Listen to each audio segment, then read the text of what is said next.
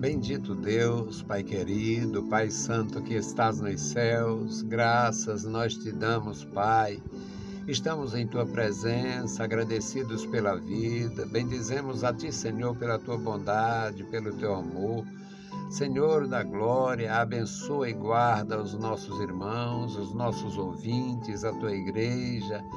Manifesta, Senhor, o teu poder na vida da igreja, guarda os teus ministros, guarda, Senhor, os teus cordeiros. Amado Pai, Senhor do céu e da terra, te louvamos pela vida, te louvamos pela salvação, bendizemos pelo ministério. Ó, Senhor, nos ajuda, nos dá graça, Senhor, para continuar, ó Senhor. Nos dá, meu Senhor, a alegria de cumprir o nosso dever. Deus fiel, Senhor do céu, Deus Todo-Poderoso, ajuda-nos na nossa caminhada, Senhor, no nosso serviço, abençoando e guardando crianças, jovens e adultos na Tua igreja. Abençoa, meu Senhor, os que sempre estão conosco, Senhor, e abençoa os que terão contato com as nossas publicações. Amado Pai, Deus Todo-Poderoso, ouve a nossa petição. Em o nome santo de Jesus Cristo, nós te pedimos. Amém. Saudamos a todos com a paz de nosso Senhor Jesus Cristo. Voltamos para apresentar o programa Unicresce no Ar, programa da Escola Bíblica Teológica União e Crescimento. Nós estamos no ano 33 da nossa programação no rádio e louvamos ao nosso Senhor porque o objetivo é o mesmo, desde quando começamos em 1988 as nossas aulas presenciais até os dias de hoje. Até o mês de junho passado, nós estivemos dando aulas presenciais com pequenos intervalos, principalmente na pandemia. Mas nós louvamos ao nosso Senhor pelos nossos alunos, ex-alunos. Eu bendigo o Senhor, louvo e agradeço o Senhor pelos muitos ministros que passaram por nós. Homens e mulheres, ministros, pastores, missionárias, homens que ministram a palavra ensinando e pregando, mulheres que ministram a palavra pregando e ensinando. Louvamos ao Senhor. Sou muito feliz no que faço, sou muito alegre com o Senhor e muito grato aos meus irmãos que nos ajudam neste trabalho. Se não fosse a voluntariedade da igreja, eu não faria, porque, na verdade, Deus tem nos abençoado nisto. Os irmãos reconhecer que o trabalho da gente é feito com material de primeira, a palavra do Senhor na sua inteireza. O nosso texto hoje, meus amados irmãos, é 2 Crônicas, capítulo 23, versículos de 1 a 13. E aqui nós temos o tema, para mim, hoje é a fidelidade sacerdotal de Joiada, mas aqui teria várias outras possibilidades de tema. O reino de Judá estava sob uma ditadura, a usurpação de Atalia, uma perversa que usurpou o trono e matou muita gente, perseguiu muita gente, e o sacerdote de Deus escondeu um herdeiro do trono, uma criança com 2 anos de idade, e ele escondeu esta criança para evitar que ela fosse eliminada, como os demais membros da família tinham sido eliminados, e esperou. Depois teve a coragem, a honradez de restaurar a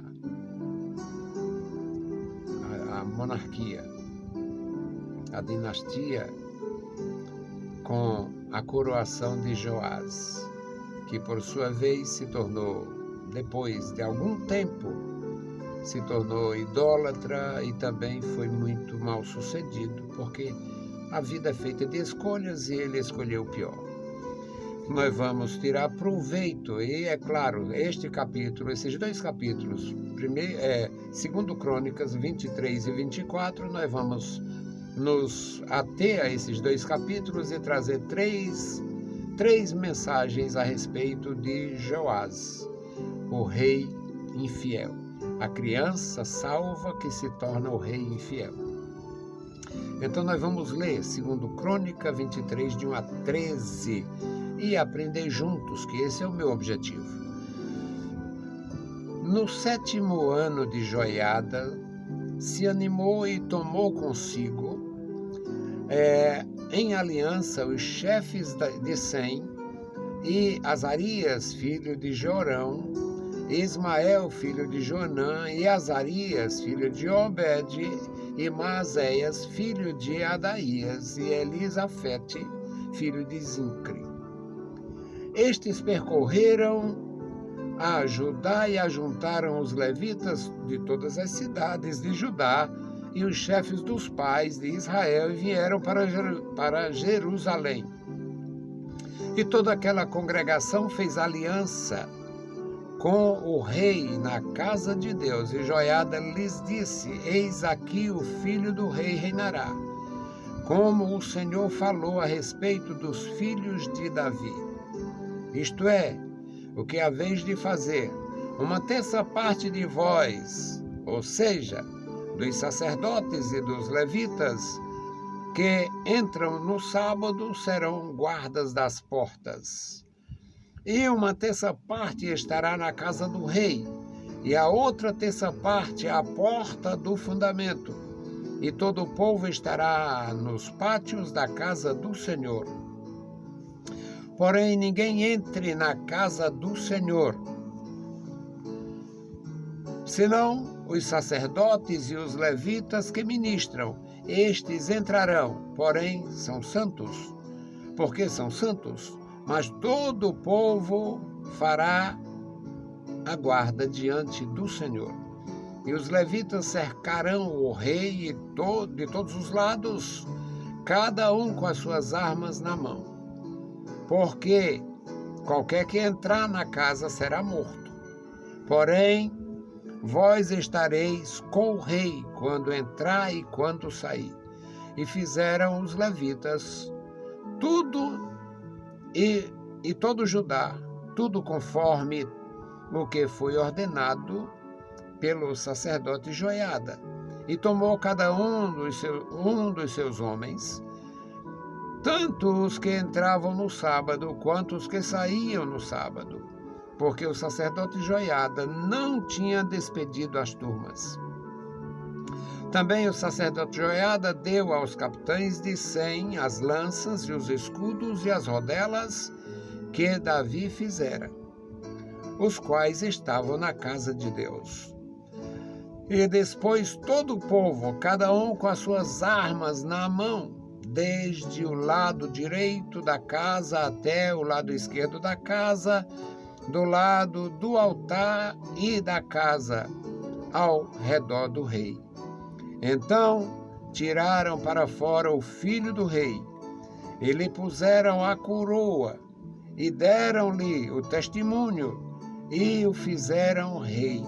E Joiada e seus filhos ungiram e disseram: viva o rei! Então, ouvindo Atalia a voz do povo que concorria e louvavam a Deus, veio ao povo à casa do Senhor, e olhou, e eis que o rei estava junto à coluna, à entrada, e os príncipes com as suas trombetas junto ao rei.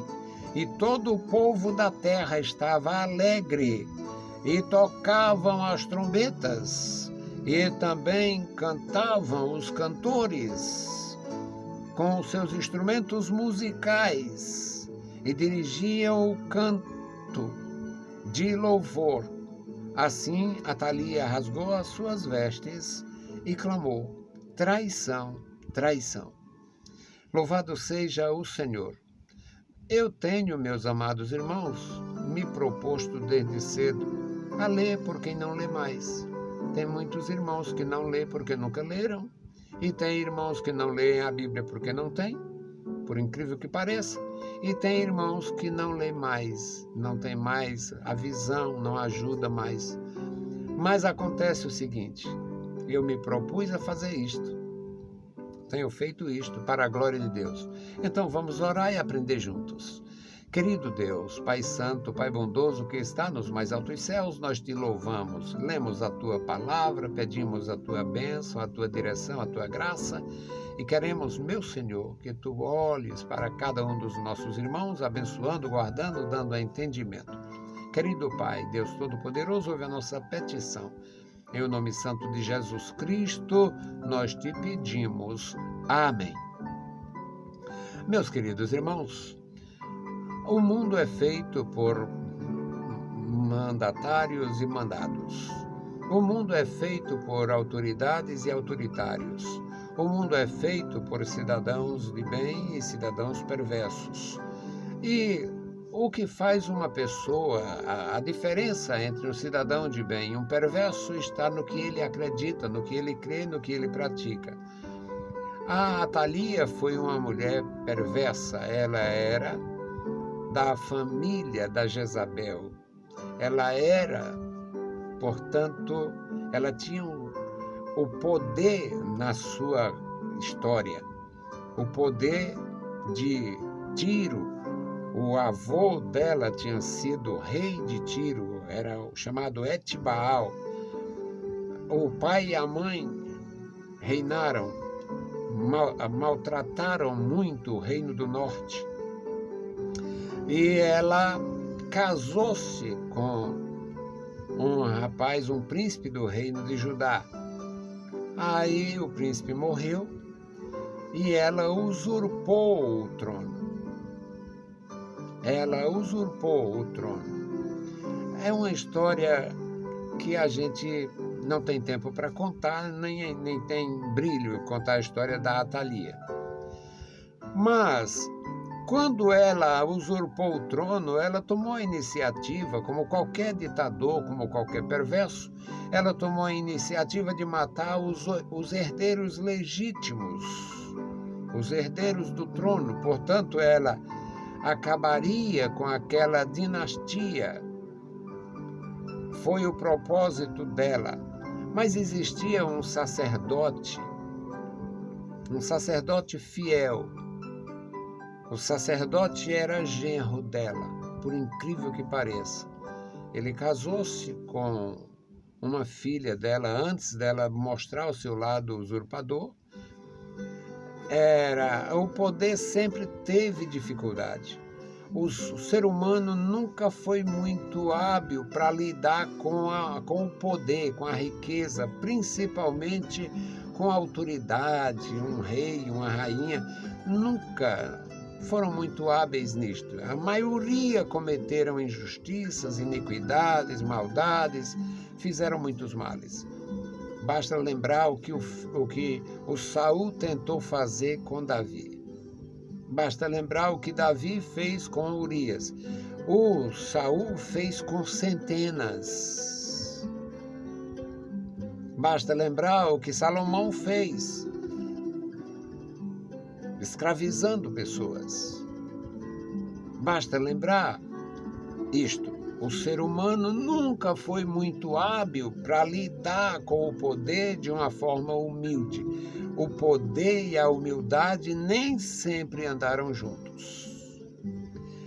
Então, Atalia usurpou o trono e a filha e o genro esconderam uma criança para ela não matar na sua sanha de poder, ela não matar um neto, para ver como ela era uma serpente. E salvaram a criança e esconder essa criança em um dos cômodos do palácio sacerdotal. Ela julgava que aquele menino tinha sido morto.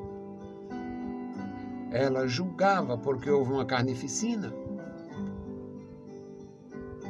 E o resultado é que ela usurpou e passou a fazer muito mal. Ela foi muito violenta, ela foi muito perversa, ela mostrou o seu lado terrível contra Judá, contra a palavra de Deus, contra o serviço a Deus contra os sacerdotes. É porque o sacerdote Joiada era um homem muito determinado e tinha uma mulher muito determinada. Então eles esconderam o menino com risco de vida e esperaram o tempo para coroar este menino depois de muitos anos de sofrimento. E ele deu ordem, ele sabia que o negócio era sério. Ele deu ordem, ele criou toda uma condição para evitar qualquer frustração no propósito deles de restabelecer a dinastia davídica. Então foi isto que aconteceu. Ele dividiu o número daquelas pessoas que eram guardiãs dos tesouros do rei, que tinha autoridade, que tinha conhecimento das coisas. E ele dividiu em 3 grupos. Um grupo para guardar a vida do menino, que ia ser coroado. Um grupo para guardar a casa de Deus e evitar qualquer entrada, qualquer pessoa, qualquer introdução ali. Ninguém podia introduzir ninguém.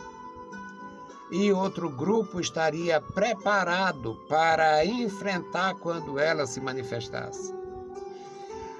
Então foi isto que aconteceu e ele determinou: ninguém entra na casa de Deus.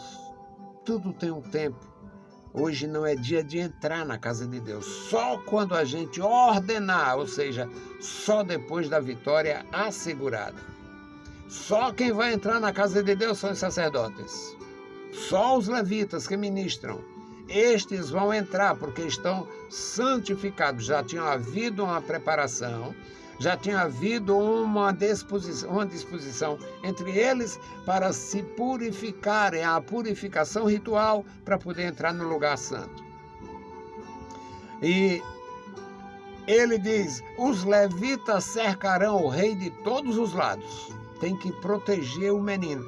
Aquele menino era a salvação do reino, a salvação da dinastia. Mas, meus amados irmãos, Deus nos deu tanta graça, Deus nos encheu de bens. Eu tenho uma das minhas músicas que diz: Deus me encheu. O título é Deus me encheu. Deus me encheu de bens, Deus me encheu de amor, Deus me encheu de amigos, Deus me encheu de paz. Deus me encheu. Deus nos encheu de tantas coisas maravilhosas. Deus deu proteção àquele menino. Primeiro, o Joiada, o sacerdote, salvou a vida do menino. Salvou a vida. E depois espera o tempo prudentemente para a coroação do menino, para a restauração da monarquia. Tudo feito de uma forma determinada. E ele colocou cada coisa no seu lugar, cada pessoa. Ele determinou onde aquelas pessoas deviam ficar, os que deviam portar determinadas armas, tudo feito com muita segurança. Aqui no versículo 9 diz: também o sacerdote Joiada deu ordem aos capitães de 100. Os capitães de 100, com lanças, os escudos, as rodelas. A rodela era um tipo de escudo, um modelo. As rodelas que foram do rei Davi, as quais estavam na casa de Deus. Um sacerdote zeloso, ele guardava as coisas do templo e guardou muitas coisas do reino neste momento de usurpação, naquele tempo de corrupção, de usurpação, de desprezo pelo passado, pelo histórico. O sacerdote fez isto, mas ele também corria risco de vida. Resultado, meus amados irmãos, ele fez tudo isso e colocou tudo numa disposição para funcionar. No versículo 11 diz: então tiraram para fora o filho do rei. O menino estava num cárcere privado para não ser morto. Ele estava praticamente com 6 anos nas dependências do palácio sacerdotal, sem sair, sem ninguém dar notícia da sua vida. Era algo segredo, era um segredo, era algo praticamente impossível, se não fosse a determinação de um sacerdote fiel, de um sacerdote leal, leal à lei de Deus, leal ao reino, leal ao sacerdócio. Aí ele orientou, tiraram o menino para fora do palácio sacerdotal, das dependências sacerdotais, e levaram o menino para o templo e puseram a coroa. Existia naqueles espaços públicos, existia um lugar que era o assento do rei, o lugar do rei. Tinha uma coluna, tinha o assento, e era ali que o rei sentava quando participava de solenidades. Ela nunca sentou ali, porque ela abominava. Ela era filha de uma mulher perversa, ela era filha de um homem perverso, ela tinha uma história de perversidade espiritual, política e física. Ela era perversa, a Atalia, a única mulher que reinou com perversidade. Então o que aconteceu? Tiraram o menino das dependências do palácio sacerdotal, deram-lhe o testemunho, que era a cópia da lei. Deram o testemunho. Era como se fosse, na atualidade, aquele canudo que os nubentes, que as pessoas formandos recebem, que em muitos casos não tem nada, é só formalidade. Mas no caso do rei de Israel, os reis de Judá, eles recebiam como um tratado, eram os direitos e deveres do rei perante a lei de Deus, perante o Senhor e perante o seu povo. Então tiraram o menino para fora das dependências do palácio sacerdotal, deram-lhe o testemunho, que é esta cópia da lei, e o fizeram rei.